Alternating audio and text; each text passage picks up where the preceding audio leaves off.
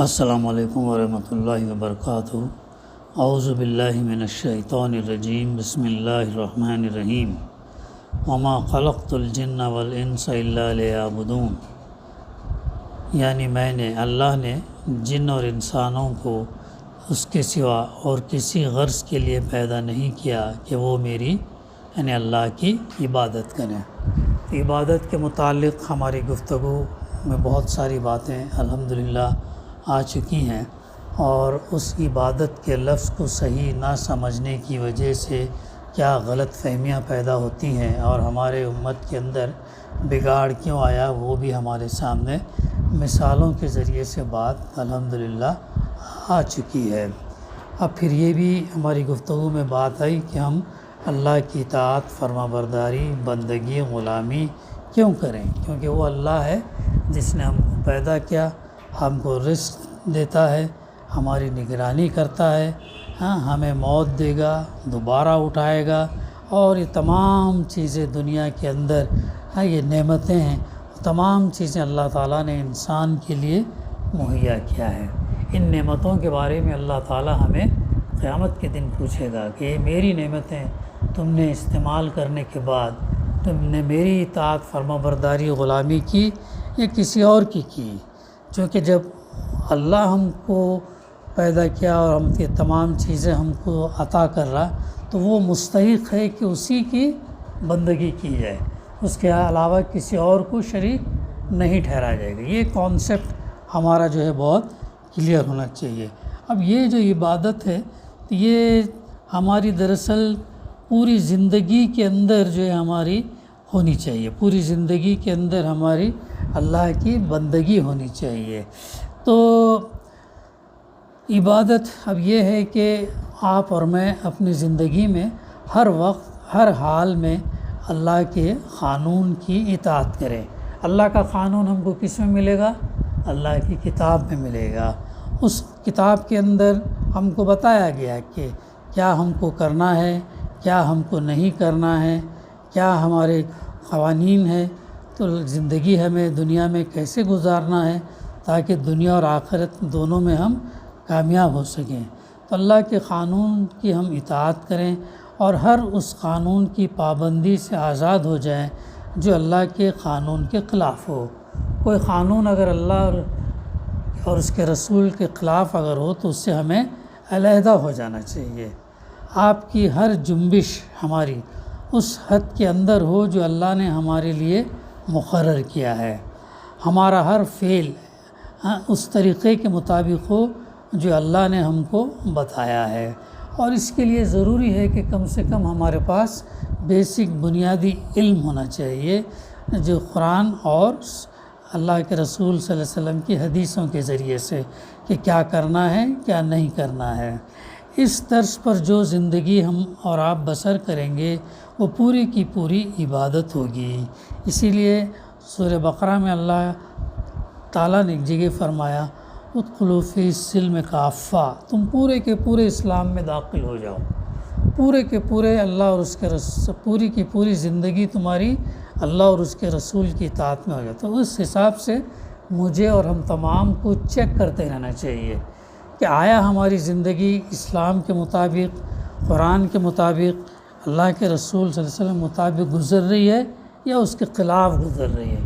قرآن مجید جب ہم پڑھیں گے تو ہم انالائز کرنا، یہ قرآن کی آیت ہے تو اس قرآن کی آیت کے مطابق میرا معاملہ ہے یا اس کے خلاف ہے؟ اس کے خلاف ہے تو فوراً ہمیں استغفار، توبہ، اللہ سے رجوع کرنا اور کوشش کرنا کہ اس کے مطابق ہو۔ تو قرآن مجید جو ہم پڑھیں عمل کرنے کے لیے پڑھنا چاہیے۔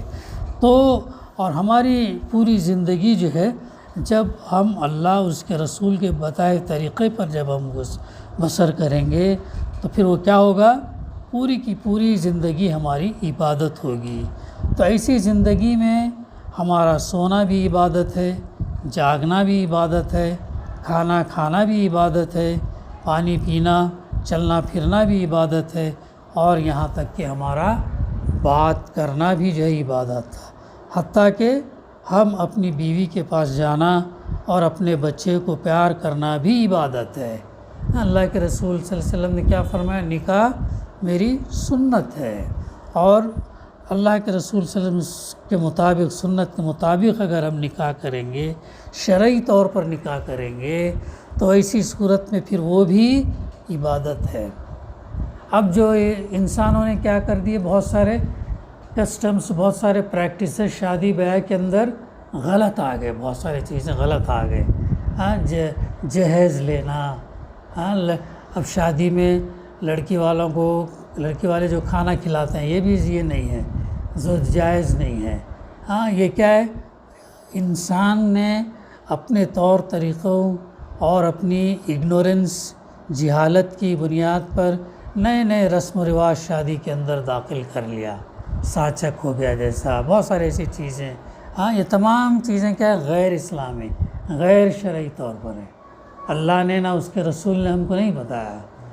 تو یہ تمام چیزیں، کوئی پوچھ رہا تھا نا کسٹمز، ٹریڈیشن، پریکٹسز کیا ہیں، تو شادی بیاہ کے اندر بہت سارے غیر رسمی چیزیں، جیسے لائٹنگ بھی لگا کے کرنا، فضول خرچی کے اندر آیا تھا۔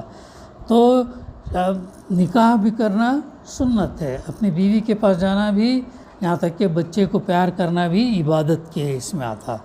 جن کاموں کو آپ بالکل دنیا داری کہتے ہیں، وہ سب دینداری اور عبادت ہے، بشرط یہ کہ ہم اللہ اور اس کے رسول کے بتائے طریقے پر عمل کریں۔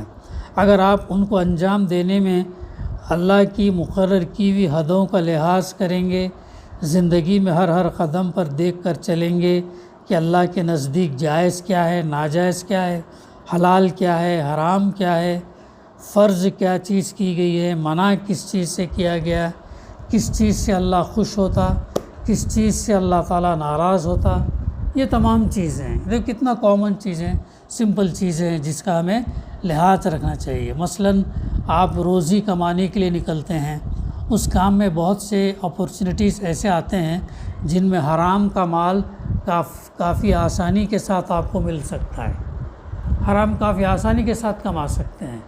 کاؤنٹر پہ بیٹھے کاروبار کر رہے، ایک چیز 10 روپے میں آ رہی، کوئی بچہ آ گیا آپ کو یہ چیز کیا لینے کے لیے، آپ نے اسے بتا دیا 15 روپے میں ہے۔ بچہ ہے ناسمجھ، اسے معلوم نہیں ہے، 20 کی نوٹ لایا، 15 روپے میں آپ نے اس کو دے دیے، تھا وہ 10 روپے کا، تو 5 روپے آپ نے ناجائز لیے۔ اس طریقے سے رشوت کا معاملہ آتا ہے، بہت ساری چیزوں کا آتا ہے۔ تو اگر آپ نے اللہ سے ڈر کر وہ مال نہ لیا، حرام کا مال نہ لیا، اور صرف حلال کی روٹی کما کر لائے، تو یہ جتنا وقت آپ نے روٹی کمانے پر صرف کیا، یہ سب عبادت تھا۔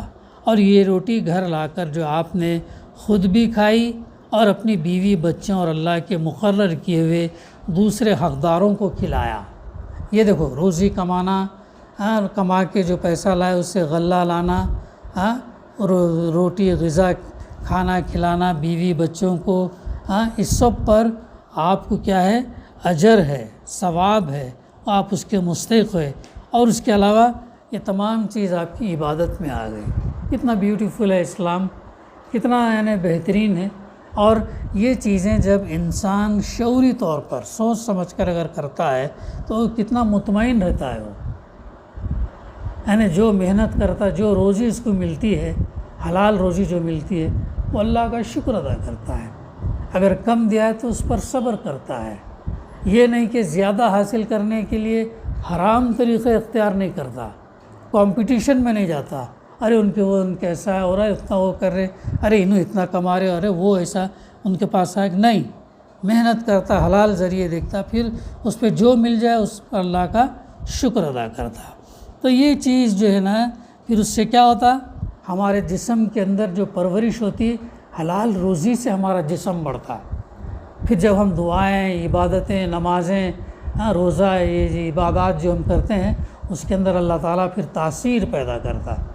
پھر وہ تاثیر جب ہمارے اندر عبادت کے اندر پیدا ہوگی تو دعائیں ہمارے قبول ہوں گی، ہمیں عبادت کرنے میں مزہ آئے گا، پھر اللہ تعالیٰ ہم کو مصائب، مشکلات، پریشانیاں، بیماریوں سے اللہ تعالیٰ دور رکھے گا۔ یہ سب چیزیں کتنی برکتیں، اس کی برکت کیا ہے؟ برکت ہم جو بولتے ہیں اضافہ ہے، انکریمنٹ ہے، اللہ رحمت دے، برکت دے، برکت یہ اللہ ان کے رزق میں برکت دے، اضافہ دے۔ تو یہ چیزیں جو ہے ہم حلال کا اللہ کے رسول صلی اللہ علیہ وسلم نے فرمایا ایک حدیث میں، حرام سے پلا ہوا جسم جو ہے اب وہ جنت میں نہیں جائے گا۔ اس لیے ہمارے باڈی میں جو اندر جو چیز جا رہی ہمیں غور کرنا چاہیے، حلال چیزوں سے آنا چاہیے، اس پر ہمیں کوئی نہیں علم غلم ملا کیا بھی ملا کیا بھی کھا لیے، ایسا نہیں، حلال اس سے جو ہے یہ چیزیں ہمارے اس میں جانا چاہیے۔ آپ نے ایون اگر راستہ چلنے میں کوئی پتھر یا کانٹا ہٹایا اس خیال سے کہ اللہ کے بندوں کو تکلیف نہ ہو، تو یہ بھی دراصل کیا ہے؟ عبادت ہے۔ آپ نے اگر کسی بیمار کی خدمت کی یا کسی اندھے کو راستہ چلایا، کسی مصیبت زدہ کی مدد کی، تو یہ بھی دراصل کیا ہے؟ عبادت ہے۔ آپ نے اگر بات چیت کرنے میں جھوٹ سے، غیبت سے، بدگوئی، دل آزاری سے پرہیز کیا اور اللہ سے ڈر کر صرف حق بات، سچ بات کی، تو جتنا وقت آپ نے بات چیت میں صرف کیا وہ سب دراصل کیا ہوتا؟ اس میں شمار ہوتا؟ عبادت میں ہوتا۔ یہ ہے عبادت جو ہماری پوری زندگی کے اندر آنی چاہیے۔ اس کے لیے یہ جو ہم نمازیں، روزے، زکوٰۃ، حج اس کے لیے کرتے ہیں کہ میری پوری زندگی عبادت کے اندر آ جائے۔ یہ نہیں کہ صرف پڑھتے وقت ہی اتنا ہو، ایسا نہیں، مکمل زندگی اس کے ہم۔ بس اللہ کی اصلی عبادت یہ ہے کہ ہوش سنبھالنے کے بعد سے مرتے دم تک ہم اللہ کے قانون پر چلیں اور اس کے احکام کے مطابق ہمیں زندگی بسر کرنی چاہیے۔ اس عبادت کے لیے کوئی وقت مقرر نہیں، یہ عبادت ہر وقت ہونی چاہیے۔ اس عبادت کی کوئی ایک شکل نہیں، ہر کام اور ہر شکل میں اسی کی عبادت ہونی چاہیے۔ جب آپ یہ نہیں کہہ سکتے کہ میں فلاں وقت اللہ کا بندہ ہوں، فلاں وقت اس کا بندہ نہیں ہوں، تو آپ یہ بھی نہیں کہہ سکتے کہ فلاں وقت اللہ کی بندگی عبادت کے لیے ہے اور فلاں وقت اس کی بندگی عبادت کے لیے نہیں ہے۔ ایسا ہم نہیں کہہ، مکمل ہم اللہ کی بندگی میں رہنا۔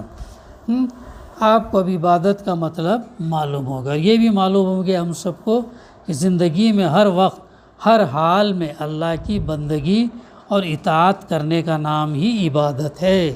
اب آپ پوچھیں گے کہ یہ نماز، روزہ اور حج وغیرہ کیا چیز ہیں؟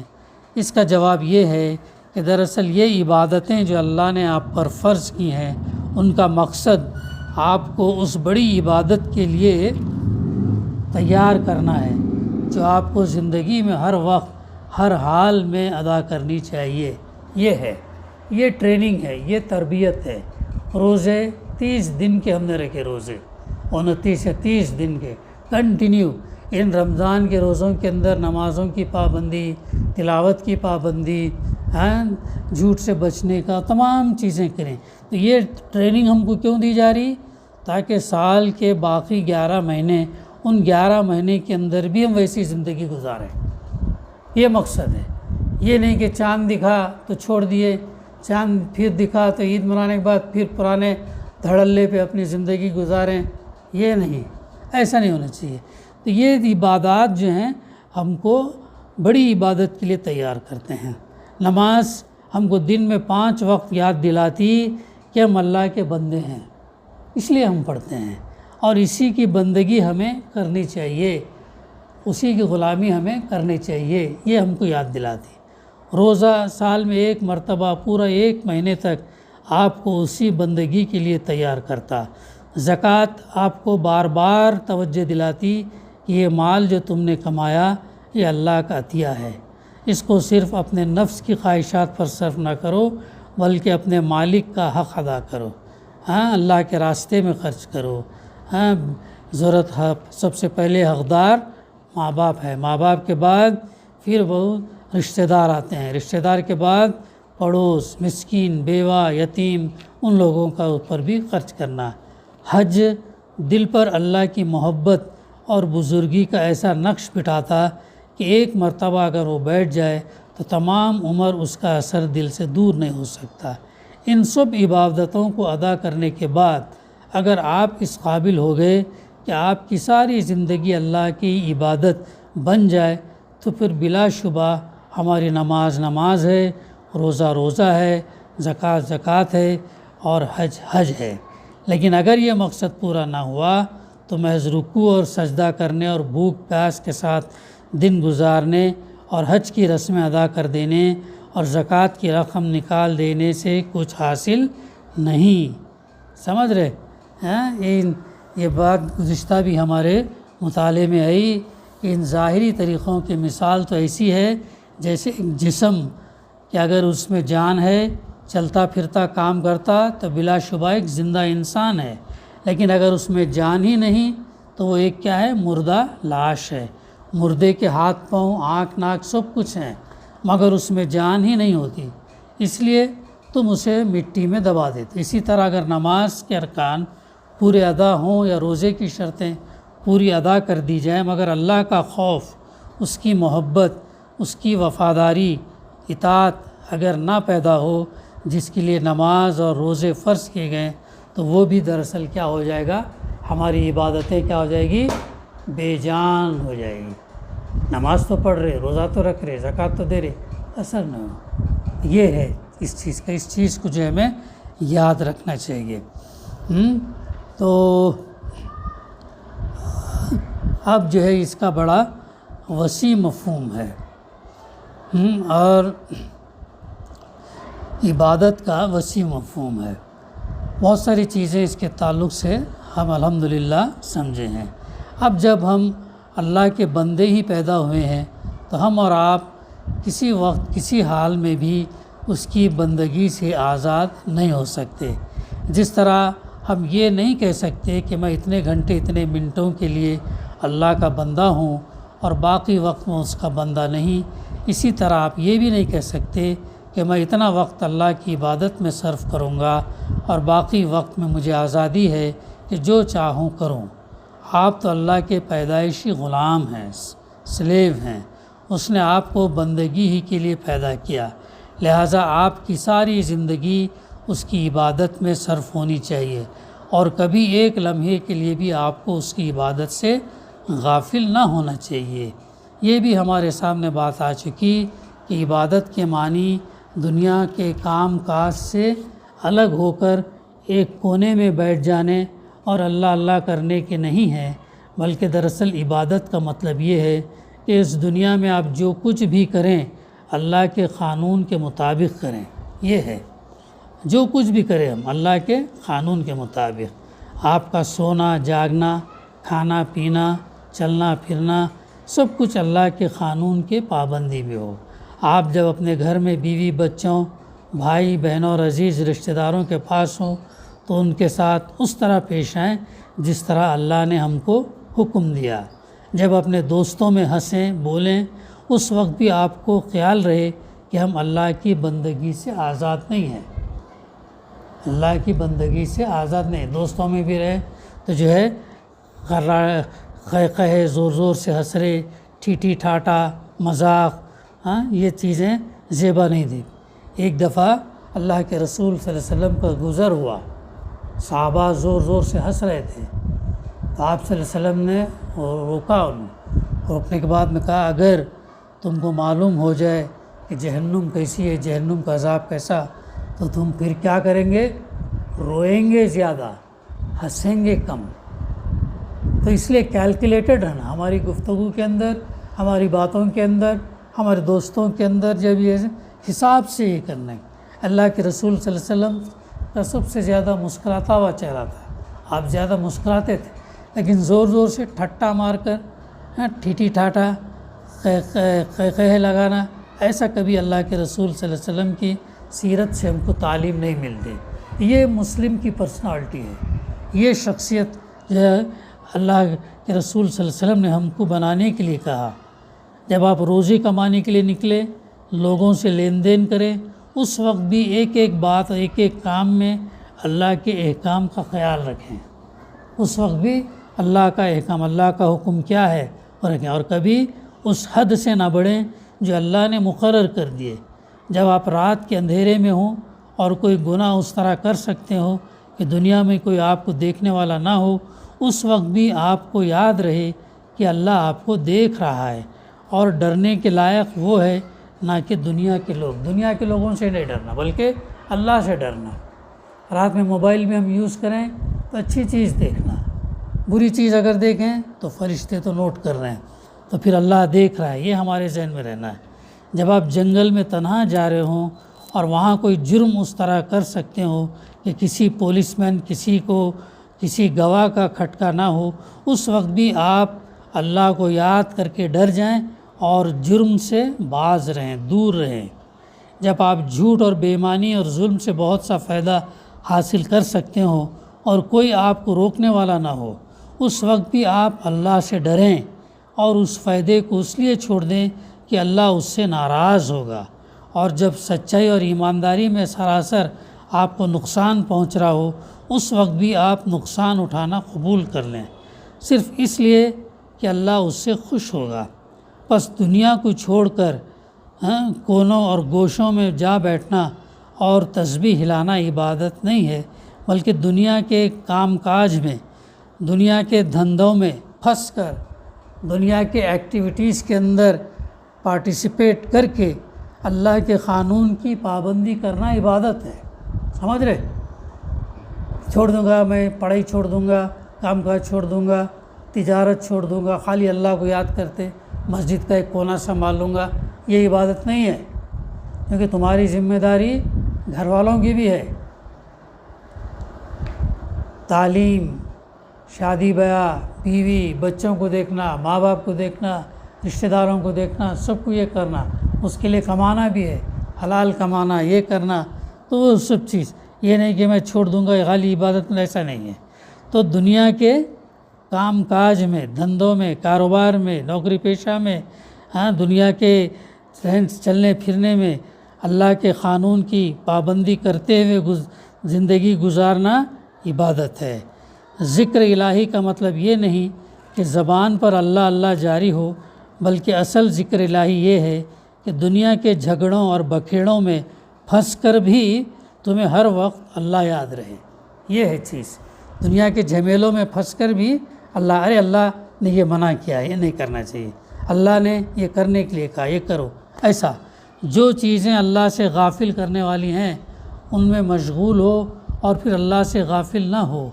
دنیا کی زندگی میں جہاں خدائی قانون کو توڑنے کے بے شمار مواقع، بڑے بڑے فائدوں کو لالچ اور نقصان کا خوف لیے آتے ہیں، وہاں اللہ کو یاد کرو اور اس کے قانون کی پیروی پر قائم رہو۔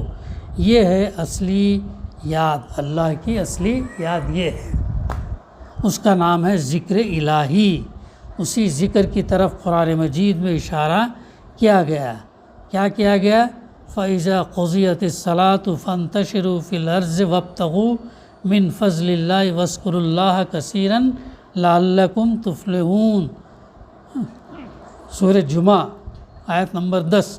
یعنی جب نماز ختم ہو جائے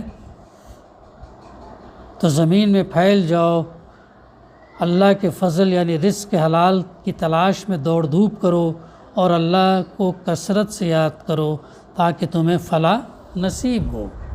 یہ ہے، تو یہ نہیں کہ مطلب اس لیے اپنے آپ کو بزی کرنا۔